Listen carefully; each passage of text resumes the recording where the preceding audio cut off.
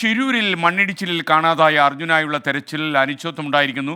പുഴയ്ക്കടിയിൽ കാഴ്ച പരിമിതി ഉണ്ടെന്നാണ് ഇന്നലെ മുങ്ങൽ വിദഗ്ധരായ ആളുകൾ നമ്മോട് പറഞ്ഞത്. ഇന്നതുകൊണ്ട് തന്നെ തെരച്ചിലില്ല.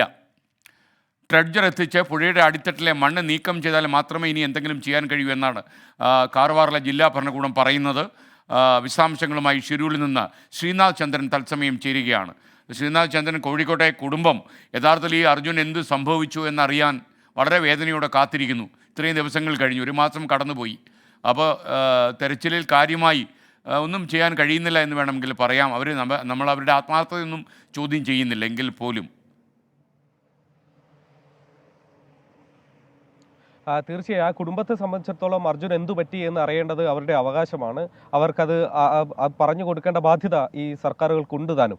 ഏതായാലും നമ്മൾ ഈ ഗംഗാവലി പുഴയിൽ ഇന്നത്തെ ഒരു കാഴ്ച നോക്കുമ്പോൾ വെള്ളം ആകെ ഇങ്ങനെ കലങ്ങി ഒഴുകുകയാണ്. കഴിഞ്ഞ ദിവസം കണ്ടതിനേക്കാൾ കൂടുതൽ ഇതിങ്ങനെ കലങ്ങിയിട്ടുണ്ട്. ഒരുപക്ഷെ ഇതിൻ്റെ ഒരു പ്രഭവ കേന്ദ്രത്തിലൊക്കെ വലിയ തോതിൽ രാത്രി മഴ പെയ്യാനുള്ള സാധ്യതയുണ്ട്. ഇന്ന് രാവിലെയും നല്ലൊരു മഴ പെയ്ത് തോർന്നതാണ് ഇപ്പോൾ ഇവിടെ. അതുകൊണ്ട് വെള്ളം ഇങ്ങനെ കലങ്ങി നിൽക്കുന്ന സാഹചര്യത്തിൽ ഇവിടെ ഡൈവർമാർക്ക് ഇറങ്ങുന്നതിന് ബുദ്ധിമുട്ടില്ല. വെള്ളത്തിന് വലിയ ഒഴുക്ക്, ശക്തമായ ഒഴുക്ക് ഇവിടെ ഇല്ല.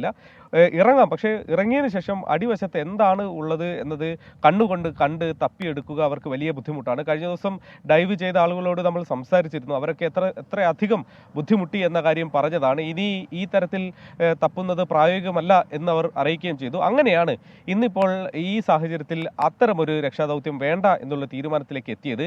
ഇന്ന് മാത്രമാണോ, അല്ല ഇനി ഡ്രഡ്ജർ എത്തും വരെ ഇതായിരിക്കുമോ സ്ഥിതി എന്ന കാര്യത്തിൽ ഒരു അവ്യക്തതയുണ്ട്. ഒരുപക്ഷെ അങ്ങനെ ആയാലും അത്ഭുതപ്പെടേണ്ടതില്ല. ഇപ്പോഴത്തെ സാഹചര്യത്തിൽ അങ്ങനെ തപ്പുന്നതിന് ബുദ്ധിമുട്ടുണ്ട്. രണ്ടാമത്തെ ഒരു പ്രശ്നം, അങ്ങനെ വെള്ളം ക്ലിയർ ആയാൽ പോലും, കാണാൻ പറ്റുന്ന ഒരു സാഹചര്യം ആയാൽ പോലും താഴെയുള്ള മണ്ണ് മാറ്റാതെ ഈ ലോറിയിലേക്ക് എത്താനും മറ്റുമുള്ള സാധ്യത അവിടെയില്ല. മനുഷ്യസാധ്യമായത്, അതായത് യന്ത്രത്തിൻ്റെ സഹായമില്ലാതെ ചെയ്യുന്ന കാര്യങ്ങൾക്ക് ഒരു പരിമിതി ഉണ്ട് എന്ന കാര്യം 2 ദിവസം മുമ്പേ വ്യക്തമായതാണ്. അതുകൊണ്ടാണ് ഡ്രഡ്ജർ എത്തിക്കണം എന്ന് പറഞ്ഞത്. അതുകൊണ്ട് ഡ്രഡ്ജർ എത്തുന്നതാണ് നിർണായകമായ.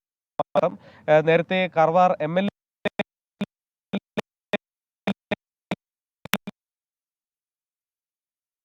ിൽ നിന്നും ശ്രീനാഥ് ചന്ദ്രനാണ് നമുക്കൊപ്പം ചേർന്നത്. എന്തായാലും അടിത്തട്ടിൽ